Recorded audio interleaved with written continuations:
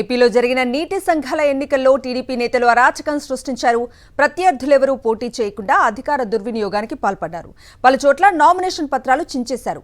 తహసీల్దార్లు, వీఆర్ఓలను kidnap చేశారు. ఓటర్లను లోనికి అనుమతించకుండా దౌర్జన్యం చేశారు. తాము చెప్పిన వారే ఎన్నికయ్యేలా చూడాలంటూ అధికారులకు ఆదేశాలు జారీ చేశారు. చాలా చోట్ల బలవంతంగా ఏకగ్రీవాలు చేయించి టీడీపీ మద్దతుదారులు ఎన్నికైనట్లు ప్రకటించారు.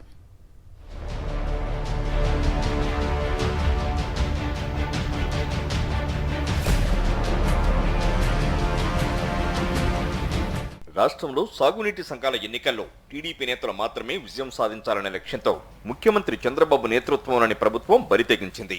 ఇందులో భాగంగా ఎక్కడికక్కడ దౌర్జన్యకాండకు దిగింది.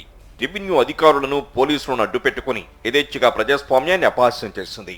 ఇతర పార్టీల మద్దతుదారులు ఎన్నికల్లో పోటీ చేయడానికి వీల్లేకుండా అడ్డుపడింది.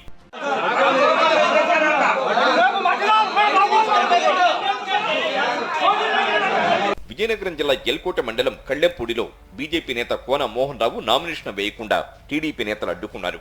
దీంతో చేసేది లేక తమ నామినేషన్ స్వీకరించాలని డిఈ శ్రీచరణ్ కాళ్లు పట్టుకున్నారు.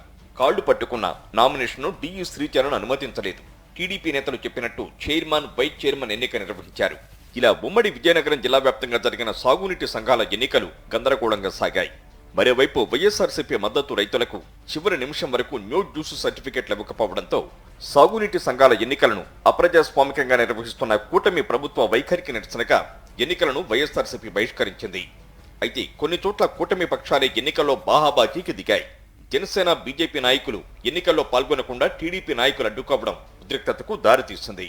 ఇలా ఒక్క విజయనగరం జిల్లా మాత్రమే కాకుండా రాష్ట్రంలో సాగునీటి సంఘాల ఎన్నికలు నిర్వహించే ప్రతి చోట టీడీపీ నేతల అధికార దుర్వినియోగానికి పాల్పడ్డారు. తమ వాళ్లు తప్ప ఇతరులెవరూ పోటీ చేయకూడదని హుకుం జారీ చేశారు. తాము చెప్పిన వాళ్లే ఎన్నికయ్యేలా చూడాలని అధికారులకు సూచించారు. దీంతో అధికారులు వారి ఆదేశాలను పాటించారు. బలవంతపు ఏకగ్రీవం చేశారు. దీంతో కూటమి నేతల ఎన్నికైనట్లు ప్రకటించారు. తమ ఆదేశాలకు విరుద్ధంగా పోటీ చేస్తున్న రైతుల్ని వేధింపులకు గురి చేయడమే కాదు, నామినేషన్ పత్రాలను సైతం చించివేశారు. ఓటర్లను లోపలికి అనుమతించకుండా దౌర్జన్యానికి పాల్పడ్డారు. ఇదేంటని ప్రశ్నించిన వారిపై పోలీసులు ప్రతాపం చూపించారు.